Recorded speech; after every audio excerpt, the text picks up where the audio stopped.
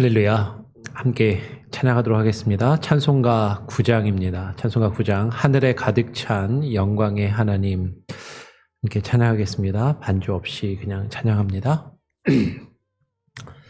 하늘에 가득 찬 영광의 하나님, 온 땅에 충만한 존귀하신 하나님, 생명과 빛으로 지혜와 권능으로 언제나 우리를 지키시느라 하나님, 성부와 성자와 성령 삼위의 하나님, 우리 예배를 받아주시옵소서.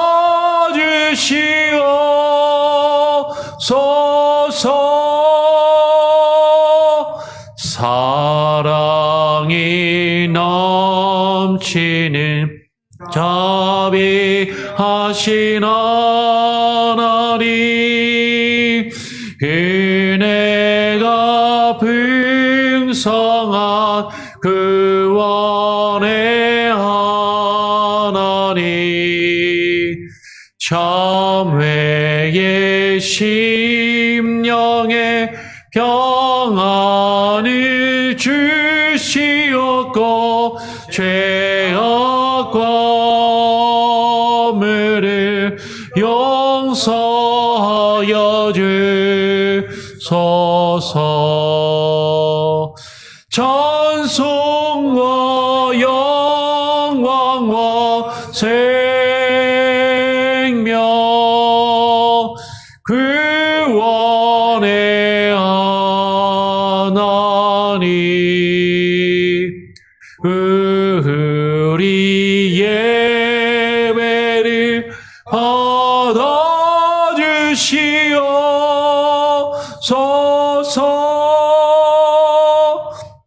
연약한 심령을 굳게 세워주시고 우둔한 마음을 지혜롭게 하시고 주의 뜻 받들어 참되게 살아가며 주 말씀 따라서 용감하게 하소서. 권능과 지혜와 사랑, 은혜의 하나님, 우리 예배를 받아주시옵소서.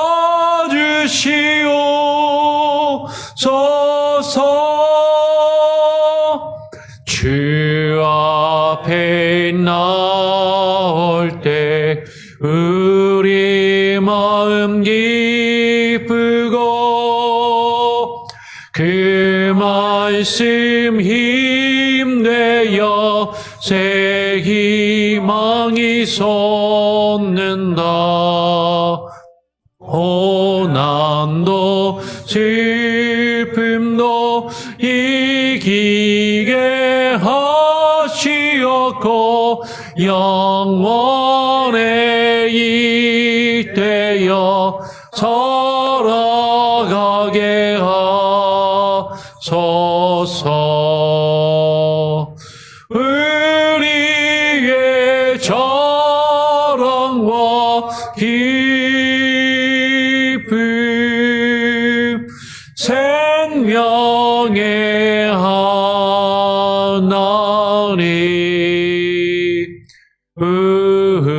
우리 예배를 받아주시옵소서.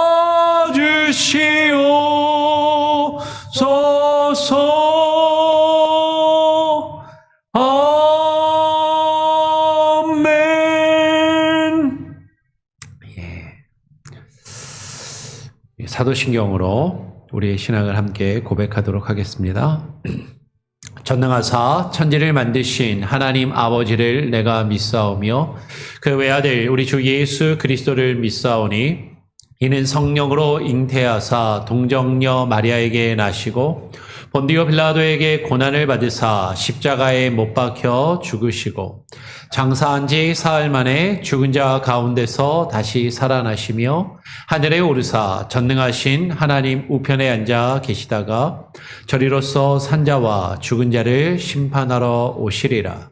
성령을 믿사오며 거룩한 공예와 성도가 서로 교통하는 것과 죄를 사하여 주시는 것과 몸이 다시 사는 것과 영원히 사는 것을 믿사옵나이다. 아멘. 오늘 함께 읽을 말씀은요, 열왕기하 22장입니다. 열왕기하 22장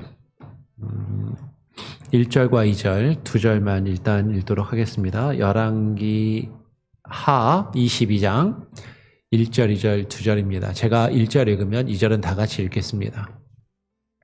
요시야가 왕위에 오를 때에 나이가 8세라 예루살렘에서 31년간 다스리니라.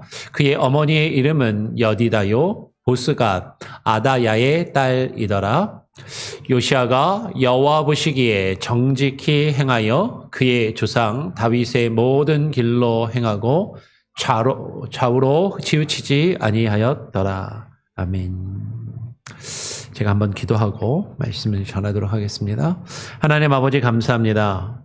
오늘 또 수요일 저녁 이 한날의 시간을 우리가 구별하여 하나님께 모여 우리가 또 주의 말씀을 함께 또 듣고 배우며 나누며 함께 말씀을 통하여 함께 또 대화하며 토론하는 시간을 갖기를 원합니다. 우리가 성경에 있는 인물들 한 사람 한 사람을 살펴보며 그 일생과 그 가운데 하나님께서 행하신 일들을 우리가 바라보면서 정말로 우리가 어떠한 모습으로 하나님 앞에 서며 어떠한 모습으로 살아가야 하는지 우리 자신의 모습을 되돌아보게 하여 주시고 또 결심하게 하시고 결단하게 하시고 또 우리가 살아가는 이 시대를 분별하며 하나님 이 시대 가운데 믿음의 사람으로 우리가 어떻게 하나님 시대를 분별하며 살아가야 할지를 또 깊이 고민하며 또 묵상하며 깨달아 알 수 있는 귀한 시간들이 되게 하여 주시옵소서. 오늘 이 시간 요시야를 우리가 함께 살펴보기를 원합니다. 요시야의 그 일생과 또 그가 행한 일들 우리가 바라보며 또 그 가운데 하나님께서 우리에게 주시는 교훈들에 집중할 수 있도록 하나님께서 우리의 눈과 귀를 열어주시고 무엇보다 우리의 마음을 열어주시기를 간절히 소원하오며 우리 구주 예수 그리스도의 이름으로 기도합니다. 아멘. 예, 오늘은 여호와 보시기에 정직히 행한 요시야에 대해서 함께 또 살펴보기를 원합니다.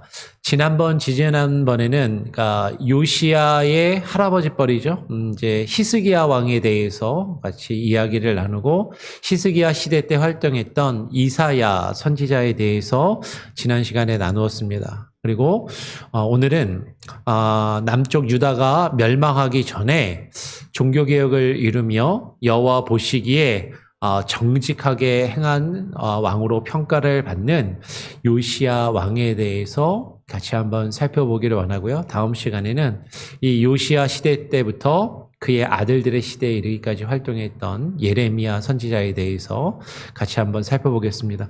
지금 새벽 예배 때 계속 예레미야 말씀을 보고 있는데 아마 다음 주까지 예레미야 말씀 계속 이어질 것 같고 우리가 예레미야를 또 다음 주 수요일에 한번 쭉 정리하면 좋을 것 같습니다. 요시야라는 인물은요, 아주 특이한 성경의 인물 중에 한 사람입니다. 요시야는 그가 태어나기 몇백 년 전에 요시아의 이름이 성경에서 언급되고 기록된 인물인 것이죠. 열왕기상 13장을 보면 이제 솔로몬 이후에 이스라엘이 남과 북으로 분열이 되잖아요. 이스라엘이 남과 북으로 분열되었을 때 남쪽 유다는 솔로몬의 아들들이 이제 후손들이 남쪽 유다를 이렇게 르호보암이 남쪽 유다의 왕이 되는데 북쪽 이스라엘은 솔로몬의 다윗 왕가의 통치에 대하여 이제 반역을 하고 반란을 일으킨 여로보암이 북쪽 이스라엘의 왕이 됩니다. 그러면서 여로보암이 북이스라엘을 세우고서 가장 먼저 한 것이 단과 단에 그 제단을 쌓은 것이죠. 여로보암이 단에 제단을 쌓고 그곳에서 분향을 할 때 하나님의 사람이 와서 예언을 하게 됩니다. 그 내용이 열왕기상 13장 2절에 기록되어 있는데 하나님의 사람이 여로보암이 북이스라엘에 만든 그 금송아지를 만들고 제단을 쌓았던 그 제단을 향하여서 여호와의 말씀을 외쳐 이르되 제단아 제단아 여호와께서 이와 같이 말씀하시기를 다윗의 집에 요시아라 이름하는 아들을 낳으리니 그가 내 위에 분향하는 산당 제사장을 너의 위에 제물로 바칠 것이요 또 사람의 뼈를 내 위에 사르리라. 지금 다윗의 집에 요시아라 이름하는 아들 다윗의 후손이 태어날 것을 지금 예언을 하는 거죠.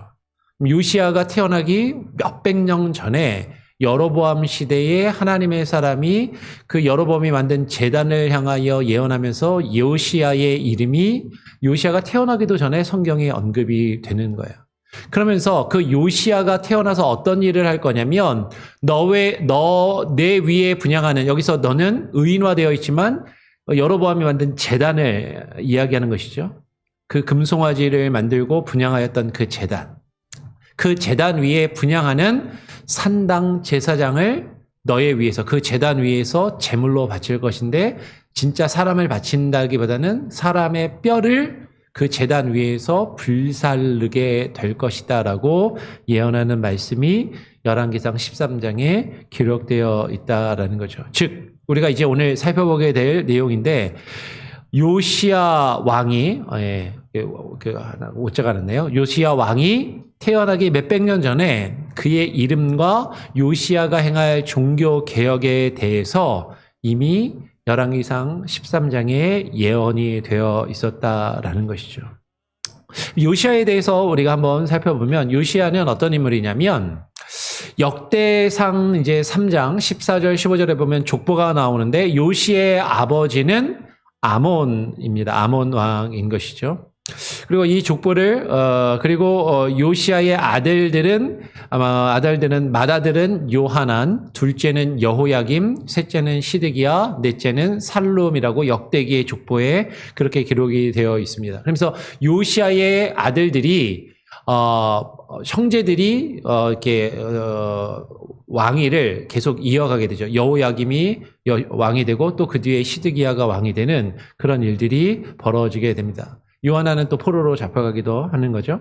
이 족보를 마태복음 1장에도 그 다윗 왕의 족보가 나오는데 그 족보랑 비교해서 읽어보게 되면 마태복음 1장 11절에 이렇게 기록을 하죠. 바벨론으로 사로잡혀갈 때에 요시아는 여고냐와 그의 형제들을 낳으니라.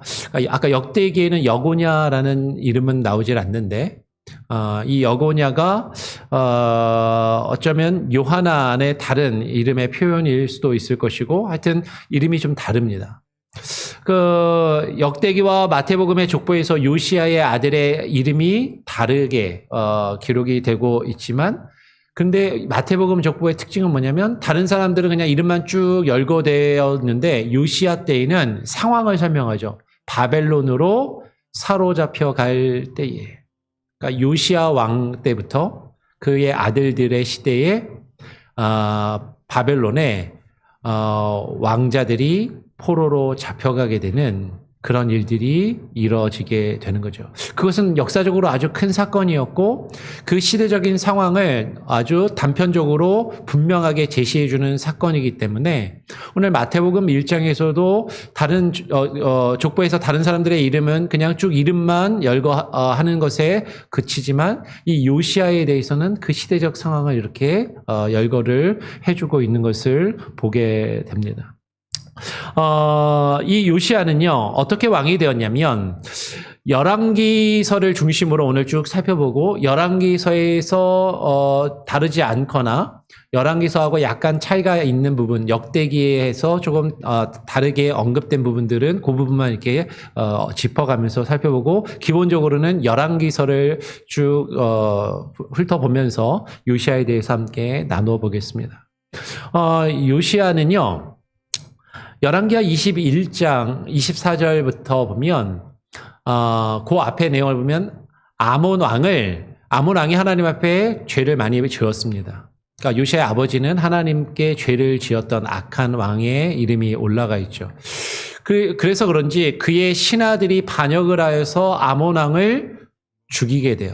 암살을 하는 것이죠. 살해를 하는데 근데 백성들이 그 반역을 그냥 받아들이지 않고 국민이, 오늘 성경의 표현대로 하면 그 국민이 아몬 왕을 반역한 사람들을 다 죽이고, 그 아몬 왕을 죽이고 반역한 사람들을 진압을 하고 아몬 왕의 아들, 그의 아들 요시아를 대신하여 왕으로 삼았더라라고 그렇게 기록합니다.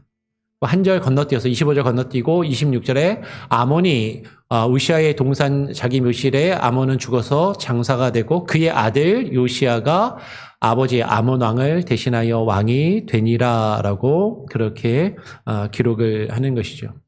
그러니까 아버지는 신하들의 반란에 의해서, 반역에 의해서 암살을 당하고 죽임을 당하고 그가 이제 국민들에 의해서 왕으로 추대가 되는데 요시아가 왕에 오를 때의 나이가 몇 살이었냐면 22장을 이어서 보면 22장 1절에 요시아가 왕위에 오를 때의 나이가 8살이었어요.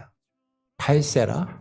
그가 예루살렘에서 31년간 다스리니라 라고 그렇게 이야기를 하는 것이죠. 한번 생각해 보십시오. 8살에 아버지를 잃고 아버지가 살해를 당하고 그 혼란한 시기에 사람들이 8살짜리 아이를 왕으로 세웠단 말이죠. 그러면 요시아는 그 어떤 상황이었을까? 어떤 마음이었을까? 8살이면요. 정말 어린 것 같아요. 네. 저희 둘째 아이가 지금 11살인데 지금도 아기 같거든요. 그런데 8살짜리가 뭘 알까? 8살짜리가 얼마나 왕의 노릇을 할 수 있었을까? 아마도 8살짜리를 왕으로 세웠지만 그 주변에 있던 많은 사람들이 그를 좌지우지하려 했을 것이고 이리저리 휘둘리며 여러 신하들이나 그 주변의 세력들이 그걸 왕으로 세워놓고 허수아비처럼 왕으로 세워놓고 자신들이 이것저것을 다 자신들의 뜻대로 하려고 하지 않았을까? 성경에 구체적으로 그런 내용이 기록되진 않지만 어렵지 않게 그런 것들을 짐작해 볼 수가 있을 것 같아요. 오늘 그런데 그 요시아에 대해서 그렇게 어려운 상황이었잖아요. 어렸을 때 아버지를 잃고 어린 나이에 왕이 되어서 많은 사람들의 눈치를 보고 많은 사람들에 의해서 좌지우지되는 삶을 살았던 그 요시아에 대해서 성경은 평가하기를 2절에 이렇게 평가하는 것이죠. 요시아가 여호와 보시기에 정직히 행하여 그의 조상 다윗의 모든 길로 행하고 좌우로 치우치지 아니하였더라라고 이야기를 하는 것이죠. 이 요시아는 유다야, 그러니까 북이스라엘은 이미 멸망했고요. 남쪽 유다의 왕들 중에서도 대부분은 하나님 보시기에 악한 왕들이 더 많았습니다.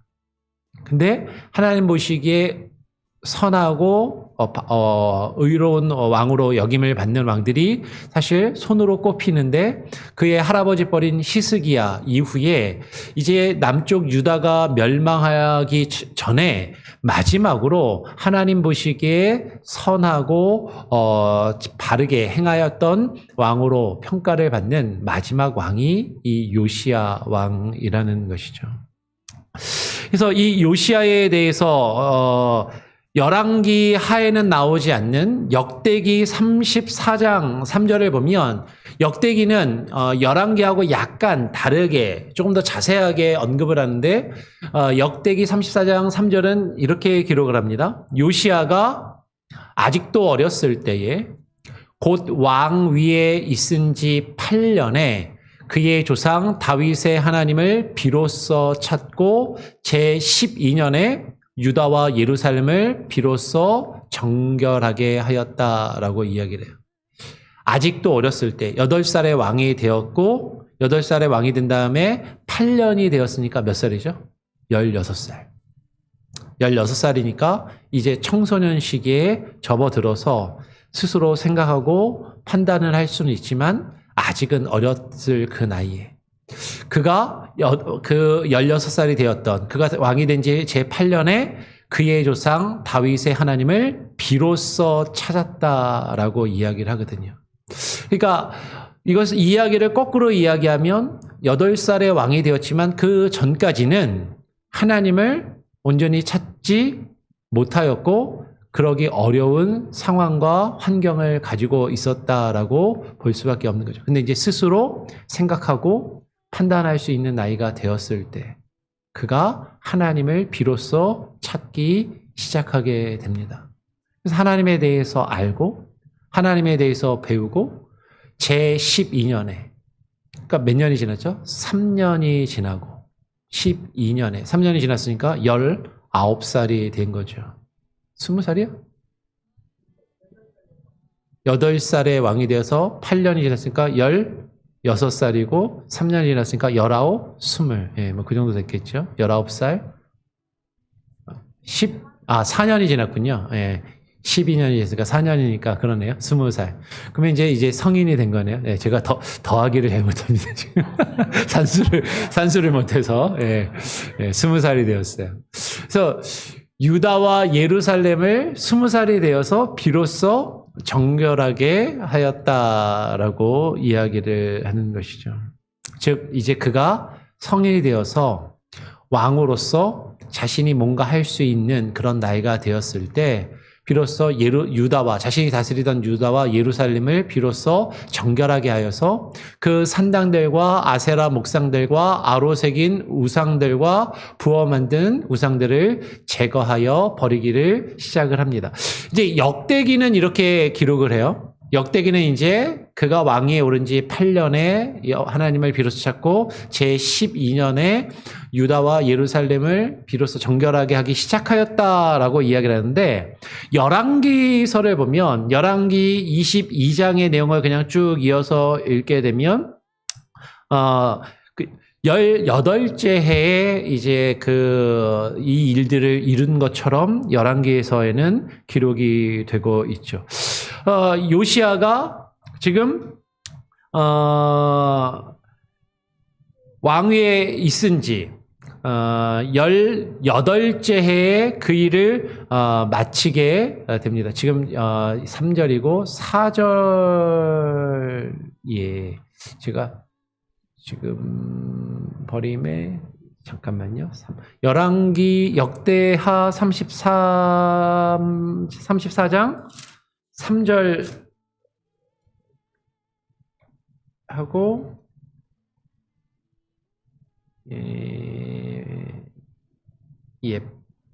8절인데 제가 거기다 잘못 써놓은 것 같아요.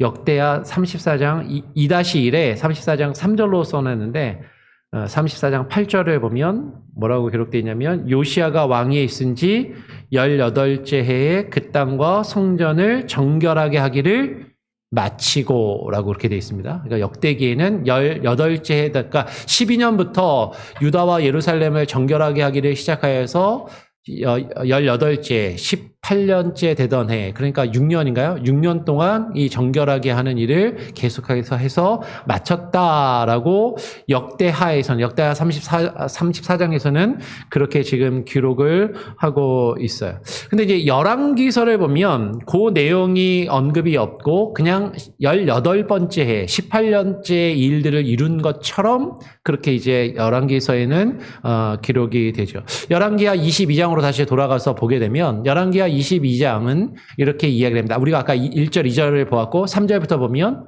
요시야 왕 18째 해에 왕이 무술람의 손자 아살랴의 아들 서기관 사반을 여호와의 성전에 보내어 이르되 너는 대제사장 hil기야에게 올라가서 백성이 여호와의 성전에 드린 은 곧 문 지킨 자가 수납한 은을 계산하여 여호와의 성전을 맡은 감독자의 손에 넘겨 그들이 여호와의 성전에 있는 작업자에게 주어 성전에 부서진 것을 수리하게 명하는 것이죠. 요시야가 18번째 해에 이 성전 수리를 명하였다라고 이제 그렇게 이야기를 합니다. 근데 이제 18번째 해에 이제 성전 수리는 시작되었는지 모르지만 역대기에 비추어서 보면 그 전부터 유다 땅과 성전에 있는 더러운 것들, 하나님 보시기에 가증한 것들을 제거하는 작업들을 시작하고 이제 성전 수리를 18번째 해에 시작하였던 것으로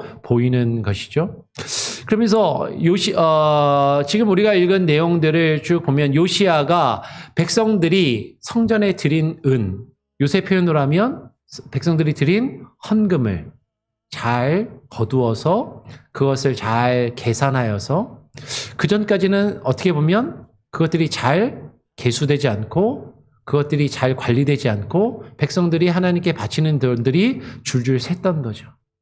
허투루 쓰이고 제대로 쓰이지 않고 있었던 그것을 잘 계산하고 관리하여서 성전을 수리하고 보수하는 데 쓰도록 그렇게 명을 하게 되는 것이죠. 그래서 성전 수리를 이제 막 하게 됩니다. 열왕기하 22장을 쭉 읽다 보면 22장 8절에서 10절의 내용에 성전을 수리하는데 그 성전을 수리하는 과정에서 대제사장 hil기야가 성전에서 무엇을 발견해요? 율법책을 발견하여서 이제 서기관 사반에게 먼저 알려주고 그리고 사반이 그것을 들고 왕에게 가서 그 왕에게 그 율법책을 발견하였음을 알리고 왕 앞에서 그 율법책을 읽게 되죠. 이 내용도 그냥 성경에서는 이렇게 기록을 하는데 다르게 이야기하면 율법책은 어디에 있었어요? 성전 안에 있었습니다. 근데 그 성전 안에 있는 율법책을 사람들이 잊어버린 거죠. 성전 안에서 율법책을 발견했다라는 건 성전 안에 하나님의 말씀이 있었는데 그 말씀을 사람들이 발견하지 않고 읽지 않고 그 말씀을 저버렸었다라는 것이죠. 어떻게 보면 이것은 상당히 영적인 의미가 있는 것이죠.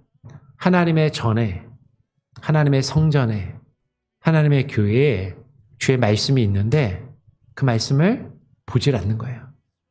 그 말씀을 듣질 않고 그 말씀을 읽지를 않고 그 말씀을 저버렸던 그 모습들. 그런데 성전을 정화하고 성전을 깨끗하게 하고 성전을 새롭게 하는 그 과정 중에 그동안은 보이지 않던 하나님의 말씀이 발견되고 보이더라라는 것이죠. 그리고 그 말씀을 읽게 되는 것입니다. 그 말씀을 이제 발견하고 요시야 왕에게 가져와서 요시야 왕 앞에서 그 말씀을 읽는 것이죠.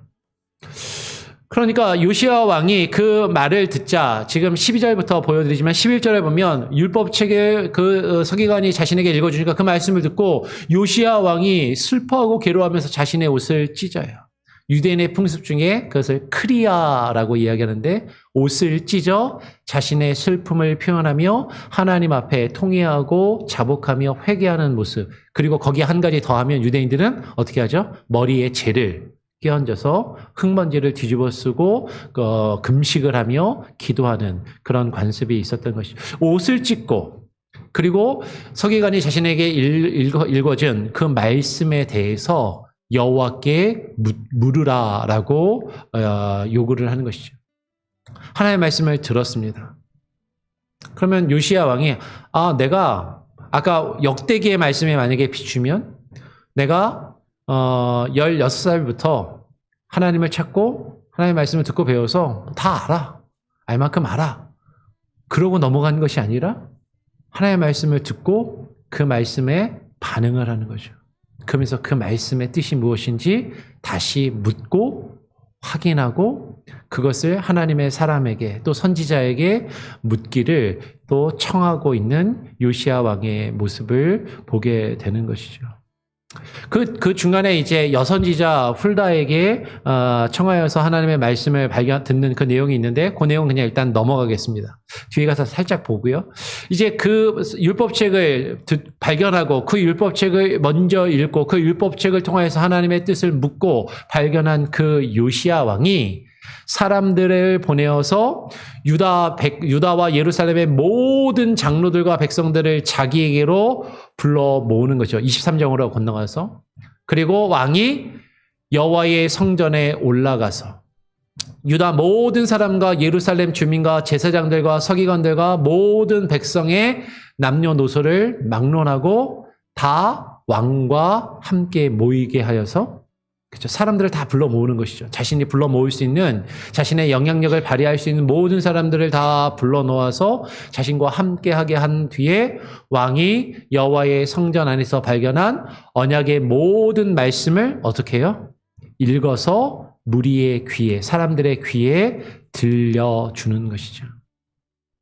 말씀을 발견한 자가, 말씀을 먼저 들은 자가 그 말씀을 듣고 그냥 넘기는 것이 아니라 그 말씀 앞에 자신의 옷을 찢고 통회하며 자복하고 그 말씀의 뜻을 묻고 확인하며 그 깨달은 말씀을 자신의 주변에 자신의 영향력이 미치는 사람들을 최대한 불러 모아서 그들에게 그 말씀을 또 읽어주고 가르치고 그것을 깨달아 알게 하는 그 일들을 이루더라라는 것이에요. 그러면서 3절로 넘어가서 왕이 단 위에 서서 여호와 앞에서 언약을 세우되 마음을 다하고 뜻을 다하여 여호와께 순종하고 그의 계명과 법도와 율례를 지켜 이 책에 기록된, 이 책이 뭐죠? 하나님의 성전에서 발견한 율법의 책, 하나님의 말씀, 그 성경에 기록된 이 언약의 말씀을 이루게 하리라 라고 백성들 앞에 선포하며 선언하는 것이죠. 그러니까 백성이 다 그 언약을 따르기로 결심하고 하나님과 언약을 다시 갱신하며 언약을 맺게 됩니다. 이처럼 요시야는요, 자신이 왕으로 있으면서 유다 땅과 그 땅에 가득한 모든 가증한 것들을 제거하고 여호와를 섬기게 하여 복종하는 그 일을 감당했다라는 것이죠. 그러면서 열왕기하 23장의 내용을 잘 살펴보게 되면 요시야 왕이 어떤 일들을 행했냐면 23장 4절부터 14절까지 그 내용이 쭉 이어지는데 기니까 그 중간에 중요한 부분만 7절하고 8절만 읽어보면 또 여호와의 성전 가운데 남창의 집을 헐었으니 그곳은 여인이 아세라를 위하여 휘장을 짜는 처소였더라. 그럼 지금 어디에 있는 거예요? 여호와의 성전. 원래 여호와 하나님께 제사하며 예배 드려야 하는 성전 그 가운데 뭐가 있어요? 남창의 집이 있다라는 거예요. 창기의 집인데 여자 창기도 아니고 남자 창기의 집이 있다라는 거죠. 쉽게 말하면 하나님을 예배해야 할 그 성전 가운데 이방의 신을 섬기며 이방의 여신인 아세라를 위하여서 여인들이 휘장을 짜는 그 초소에서 바알과 아세라 신을 섬기는 그런 풍습 중에는 그 고대의 어떤 제사의 방법이나 풍습을 보면 이거는 그 가나안 쪽도 마찬가지고요. 그리스 로마의 신전에서도 이런 일들이 많이 이루어졌다고 하는데 신전 안에서 신의 어떤 기원, 특별히 비가 내리기를 바라거나 풍요나 축복을 바라면서 그 신전 안에서 혹은 신녀 혹은 여기서는 사제라고 볼 수도 있겠죠. 그런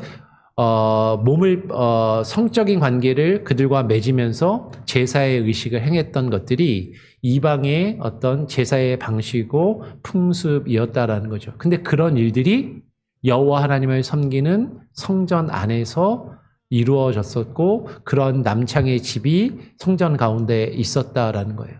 근데 그 성전 가운데 있는 남창의 집을 헐어 버렸다라는 것이죠. 그리고 유다 각 성읍에서 모든 제사장들을 불러 모으고, 여기서 말하는 제사장들은 하나님을 바르게 섬기는 제사장이 아니라 이방의 신에게 분향하며 제사였던 잘못된 거짓된 제사장들을 이야기하는 것이죠. 또 제사장이 분향하던 산당을 게바에서부터 브엘세바까지 더럽게 하고 또 성문의 산당들을 헐어버렸으니, 지금 여기서 잘못 읽으면 안 됩니다. 여기서 제사장들을 불러 모아서 제단을 더럽게 했다라는 것은 그 산당, 그 이방의 신에게 제사를 지내던 그 장송들을 회파하고 그것을 이제 더럽혀서 그것을 그 기능을 없애는 일을 했다라는 것이죠. 그래서 그 산당들을 헐어버리면서 이 산당들은 성읍의 지도자 여호수아의 대문어기 곧 성문 왼쪽에 있었더라라고 표현을 하는 것이, 지금 요시야 왕이 백성들이 하나님의 성전에서 하나님께 바르게 예배하는 것이 아니라 성전은 그 기능을 잃어버리고 우상숭배가 성전 안에서도 만연하고 우상숭배에 더해서 이방의 신을 섬기면서 행하였던 음란하고 성적으로 문란한 행위들이 그 성전 안에서도 행해졌었고, 그리고 그 일들을 성전이 아니라 각각 지방의 곳곳에서 산당들에서 그 일들이 이루어졌는데 그 산당들을 이제 회파하며 그것들을 무너뜨리고 더럽히는 일을 요시야가 하게 되었다라는 것이죠. 그러면서 오늘 조금 더 건너뛰어서 5절 16절을 보면 어떤 일이 이루어지게 되냐면, 또한 이스라엘에게 범죄하게 한 느밧의 아들 여로보암이 베델에 세운 제단과 산당들을 왕이 헐고 그 산당을 불사르고 빻아서 가루를 만들며 또 아세라 목상을 불살랐더라. 우리가 아까 처음에 이야기했던, 오늘 요시야에 대해서 말씀을 나누면서 가장 먼저 보았던 여로보암이 북이스라엘의 왕이 되고 북이스라엘에게 범죄하도록 예루살렘에 있는 성전이 아니라 베델과 단에 제단을 쌓고 그 제단에서 금송아지를 만들고 그 금송아지에게 분향하며 제사하였던 그 제단과 산당들을 요시야 왕이 헐어버리고 또 그 산당을 불사르고 그것을 불사른 것을 빻아서 가루로 만들어서 또 아세라 목상도 다 불태웠다라고 이야기를 하는 것이죠. 그리고 이어서 16절에 요시야가 몸을 돌이켜 산에 있는 무덤들을 보고 보내어 그 무덤에서 해골을 가져다가 제단 위에 불살라 그 제단을 더럽게 하니라라고 이야기합니다. 그러니까 그 베델과 단의 제단 근처에 그 베델과 단의 그 금송아지에게 제사를 드리며 그 제단 주위에 그 금송아지에게 이방의 신에게 바알과 아세라에게 또 제사를 지내며 복을 비는 의미에서 그 주변에 무덤을 쏘았던 이 우상 숭배를 했던 많은 사람들, 그들의 무덤에서 해골을 가져다가 그 베델의 제단 위에서 그 해골을 불살라 제단을 더럽게 하는 일을 행하였다라는 것이죠. 근데 이 일이 어떤 일이냐면 우리가 아까 처음에 살펴봤던 열왕기상 13장 2절에서 하나님의 사람이 이 일을 하나님의 사람이 전하였더니, 지금 이 일을 하나님의 사람이 전하였다라는 것이 오늘 요시야를 살펴보면서 가장 먼저 살펴봤던 열왕기상 13장 2절에 그 하나님의 사람이 예언하였던 그 일, 그가 전한 여호와의 말씀대로 되었다라고 성경은 그렇게 그 예언이 이루어졌음을 기록하고 있다라는 것이죠. 이렇게 열왕기상 13장 2절의 말씀에 그 예언이 성취가 되고요. 그리고 요시야가 성전을 더러운 것들을 다 제거하고 성전을 이제 새롭게 수리하고 재건을 한 이후에 이제 열왕기하 23장으로 건너가서 23장 21절로 건너가게 되면 요시야 왕이 그 성전에서 발견된 언약책에 기록된 대로 여호와를 위하여서 유월절을 지키라라고 명령을 내리게 됩니다. 그래서 이 요시아가 이 유월절을 지키는데 그 요시아가 유월절을 지킨 것을 22절은 이렇게 평가하는 것이죠. 사사가 이스라엘을 다스리던 시대부터 이스라엘 여러 왕의 시대와 유다 여러 왕의 시대에 이렇게 유월절을 지킨 일이 없었더니라고 이야기를 하는 것이에요. 유월절을 지키는 거는 히스기야 때도 사실 지켰었고 그 전에도 유월절을 전혀 안 지키지는 않았던 것 같은데 오늘 성경은 평가하기를 지금 사사 시대 때부터 요시아 시대까지 유월절을 이렇게 율법의 말씀대로 제대로 크게 지킨 일이 없었다라고 이야기를 하는 거죠. 아마도 히스기야 때 우리가 앞에서 살펴봤던 것처럼 유월절을 지키긴 했지만 유월절을 준비하는데 기간이 그것이 부족하여서 어떻게 해요? 첫째 달에 못 지키고 둘째 달로 날짜를 지켜서 유월절을 히스기야는 지켰던 것을 우리가 기억을 합니다. 근데 요시야는 하나님의 율법책에 기록된 그대로 가장 큰 규모로 유월절을 지켰던 것으로 보인다라는 것이죠.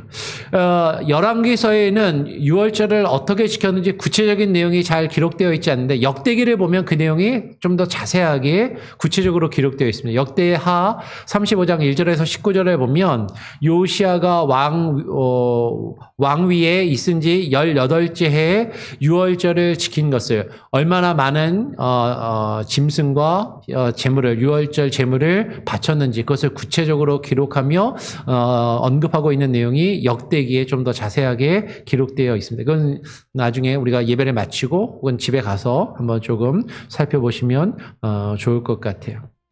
자, 이렇게 요시아는요, 열왕기 하를 중심으로 계속 살펴보면 24절로 건너가서 요시아는 유다와 예루살렘에서 신접한 자와 점쟁이와 드라빔, 우상과 모든 가증한 것을 다 제거하게 됩니다.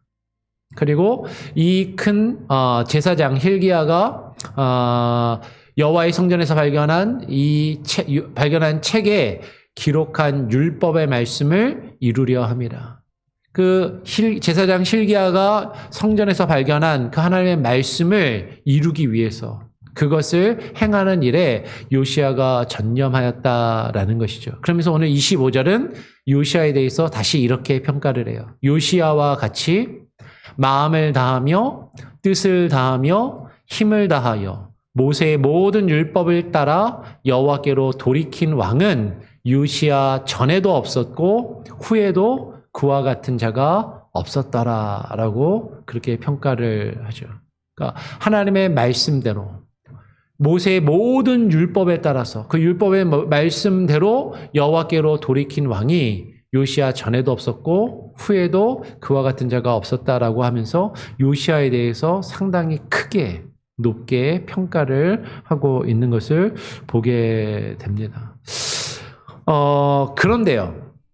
요시아가 이렇게 하나님 보시기에 합당하고 올바른 일을 하였다라고 오늘 25절에서 이렇게 이야기를 하는데 그런데 26절로 건너가게 되면 그러나 여호와께서 유다를 향하여 내리신 그 크게 타오르는 진노를 돌이키지 아니하셨으니라고 이야기를 해요.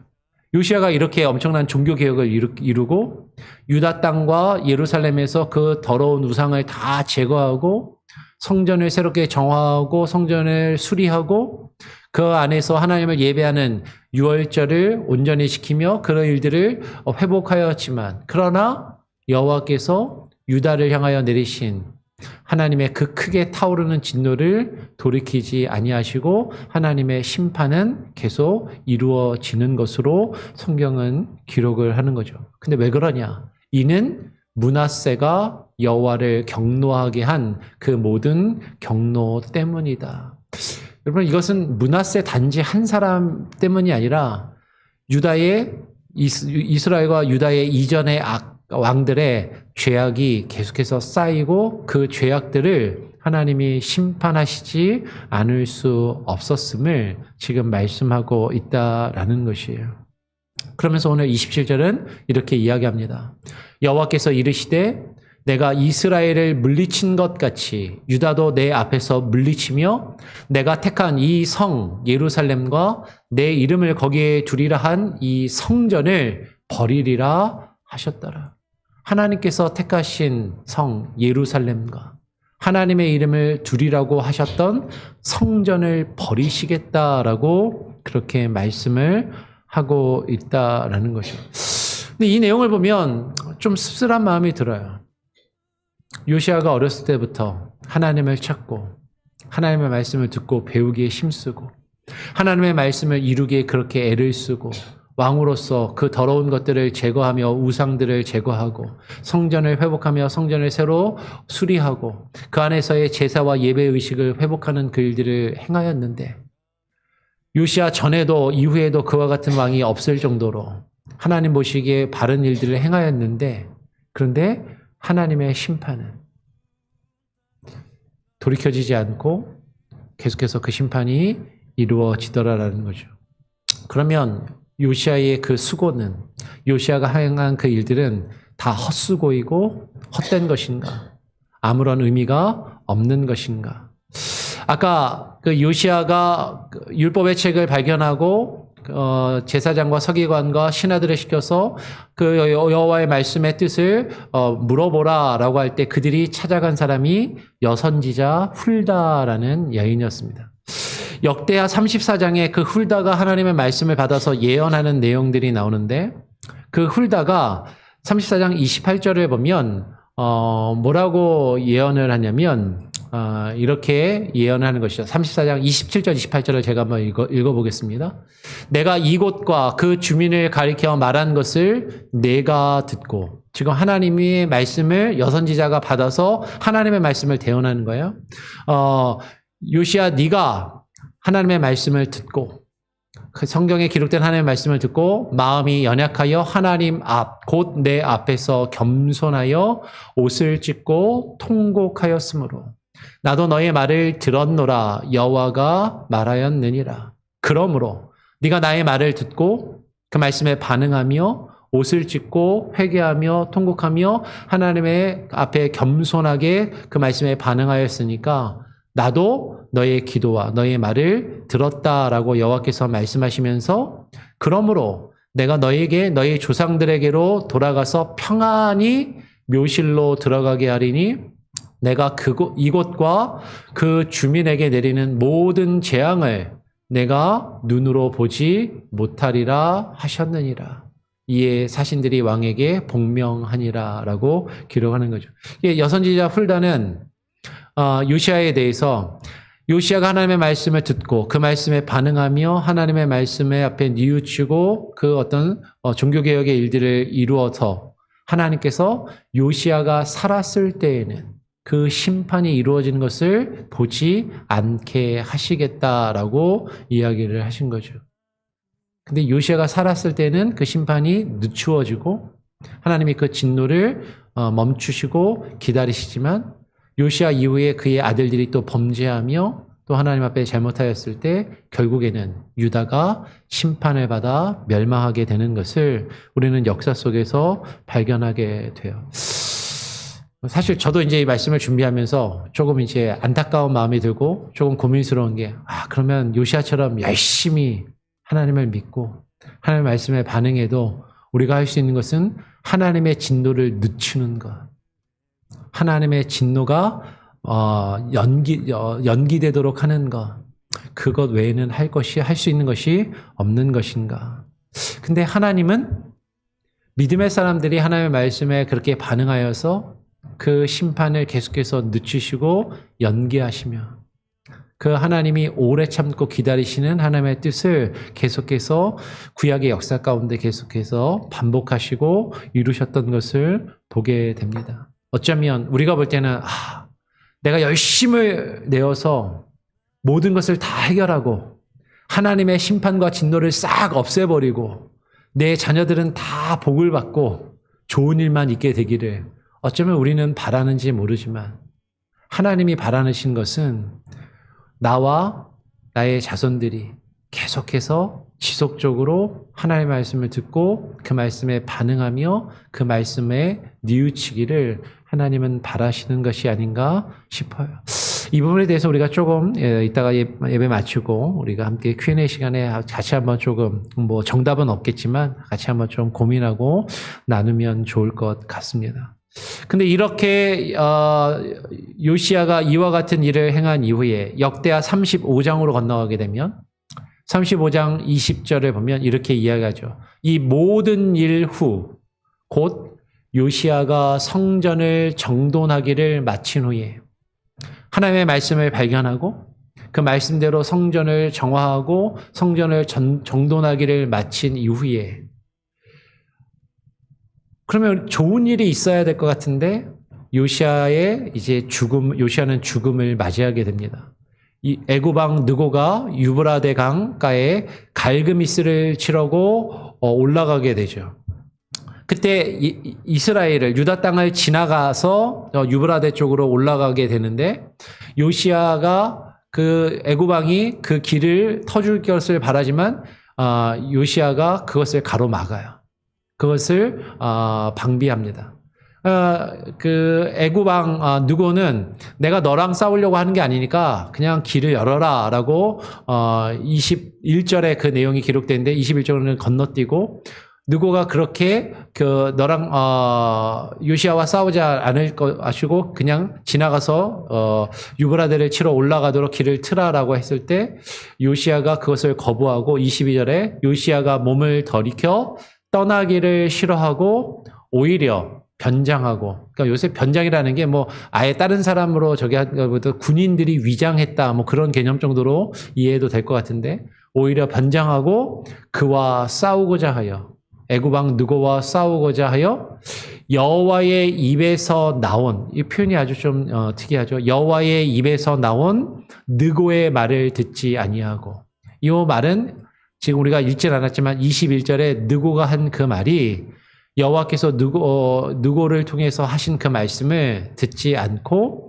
그 느고와 맞서서 싸우다가 무깃도 골짜기에 이르러서 싸우다가 그곳에서 화살을 맞아서 중상을 입고 죽게 됩니다. 여러분 이 무깃도는요. 이 무깃도를 헬라어로 번역을 하면 아마겟돈이에요. 그러니까 무깃도에 헬라어 관사 아가 붙어서 아무깃돈, 아마겟돈이 되는 거거든요. 이 무깃도는 그 성경 시대에서 애굽에서 저 바벨론 제국을 치러 올라갈 때 저 위쪽에 바벨론 제국이나 아수르 제국이 애굽을 침공할 때 꼭 지나가던 그 어떤 관문이 되고 군사적으로 충돌이 일어나며 수많은 전쟁이 일어났던 것이 이 무깃도. 여기 이제 기드론 골짜기가 기드론이 아니고 거기 어디죠?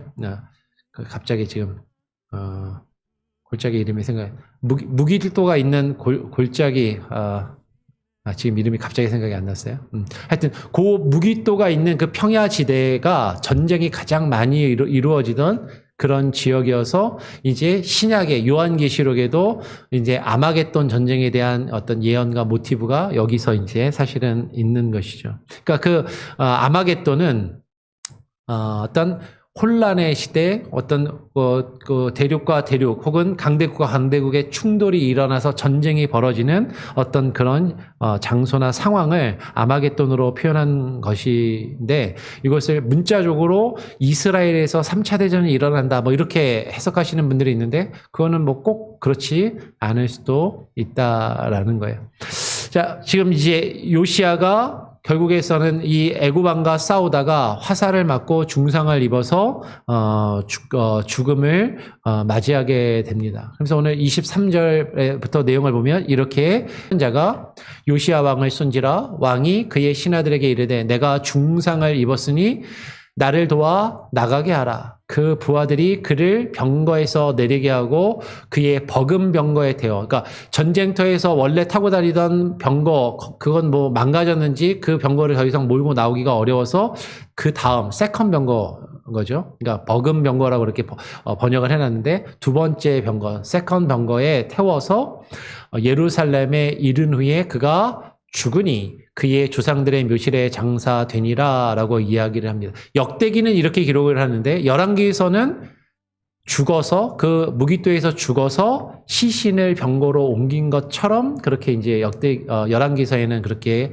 약간 기록의 차이가 약간 있죠. 뭐 약간 그런 차이는 약간 있습니다. 그리고 그의 조상들의 묘실에 장사되니라 온 유다와 예루살렘 사람들이 요시야를 슬퍼하고 예레미야는 그를 위하여 애가를 지었으며 모든 노래하는 남자들과 여자들은 요시야의 죽음을 슬피 노래하였다라고 쭉 그 뒤에 기록이 되죠. 그러면서 예레미야가 이 요시야를 위하여서 애가를 지었다라는 내용이 나오고 예레미야가 이 요시야 때부터 활동했던 선지자라는 것을 우리가 발견을 하게 되죠. 그래서 우리가 다음 주에는 예레미야에 대해서 이제 우리가 좀 살펴보기를 원합니다. 근데 요시야는요, 유다가 멸망하기 직전에 마지막으로 하나님의 말씀 앞에 뉘우치며 하나님의 말씀 앞에 반응하며 유다와 예루살렘을 회복하는 그 일들을 이루는데 힘썼던 왕이었다라는 것이죠. 그런데 그가 그렇게 애쓰고 수고하였지만 하나님의 심판과 하나님의 진노를 멈출 수는 없었고 그 타락한 이스라엘과 더불어서 남유다도 멸망의 길을 역사적으로 계속해서 향하여서 치달았던 것을 우리는 성경에서 보게 돼요. 그러니까 사실 우리는 저는 이 말씀을 요시야에 대해서 같이 준비를 하면서 좀 고민이 되었습니다.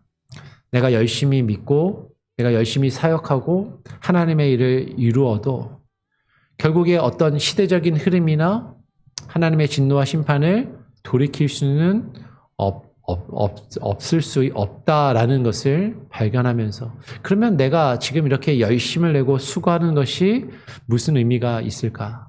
아무런 의미가 없는 것인가? 그런데 그것을 통해서 하나님은 또 하나님의 일들을 이루어 가시는, 그러니까 내가 무언가를 하는 것이 아니라 역사를 주관하시는 분은 하나님이시고 하나님은 내가 수고하고 노력한다 할지라도 하나님은 하나님의 일을 이루시고 하나님의 뜻을 이루어 가신다라는 것을, 하나님의 주권, 하나님의 역사의 주관자가 되심을 깨닫고 그 앞에 겸손할 수밖에 없는 우리 인간의 연약한 모습들을 또 발견하고 생각하고 고민해 보게 됩니다. 요시야에 대해서 예배 마치고 같이 한번 조금 더 같이 함께 대화하며 나누었으면 좋겠습니다. 우리 같이 함께 찬양하고 한번 기도하고요. 그리고 오늘 수예배를 마치죠. 312장을 함께 찬양하겠습니다. 312장 새벽에도 한번 불렀는데 다시 한번 불러보죠. 너 하나님께 이끌리어 312장입니다. 찬송가 312장. 너 하나님께 이끌리어 일평생 주만 바라며 너 어려울 때 주시고 언제나 지켜주시리. 주 크신 사랑 믿는 자 그 반석 위에 서리라. 너 설레는 맘 가다듬고 희망 중 기다리면서 그 은혜로 신 주의 뜻과 사랑에 만족하여라. 우리를 불러주신 주 마음에서 원하신다. 주 찬양하고 기도하며 네 번분 힘 서다하라. 주 약속하신 모든 은혜 내게서 이루어지리라. 참되고 의지하는 자 주께서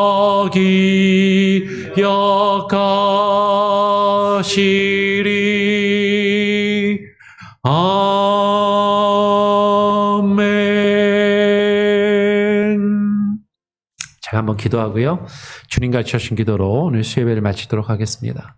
하나님 아버지 감사합니다. 오늘 이 수요일 저녁에 우리가 함께 모여서 요시야 왕에 대해서 같이 함께 살펴보고 그의 일생을 정리하며 이 가운데서 우리가 발견할 수 있는 교훈이 무엇인지를 또 묵상하였습니다. 하나님, 하나님의 뜻을 우리가 다 헤아려 알 수도 없고 우리가 아무리 수고하고 열심히 노력하며 애쓴다 할지라도 하나님의 뜻하신 일들과 하나님의 계획하신 그 역사와 그 일들을 우리의 힘과 우리의 노력으로는 바꿀 수 없는 우리의 연약함과 한계도 발견하게 되고 하나님 그럼에도 불구하고 내가 하나님을 위하여 열심을 내며 수고하며 주님을 믿고 우리가 주의 일들을 감당하는 것들이 우리의 삶의 이유를 변화시킬 수 없다면 또 우리가 그것을 위하여 수고하는 것이 어떤 의미인지를 또 고민하게 되는 또 그런 말씀들을 살펴봅니다. 하나님 그럼에도 불구하고 우리의 삶을 주관하시고 역사를 주관하시는 하나님께서 우리를 통하여 하나님의 일들을 이루시며 그 일들의 결과가 나의 생각과 내가 기대하는 바와 내가 뜻하는 것과 다르게 이루어진다 할지라도 하나님은 우리를 통하여 하나님의 일들을 이루어 가시며 하나님의 계획하신 역사를 이루어 가심을 하나님 우리가 깨닫고 인정하며 그 앞에 겸손히 무릎 꿇을 수 있는 그것을 인정하며 고백하며 받아들일 수 있는 또 그런 겸손함과 믿음도 하나님 우리에게 주시기를 원합니다.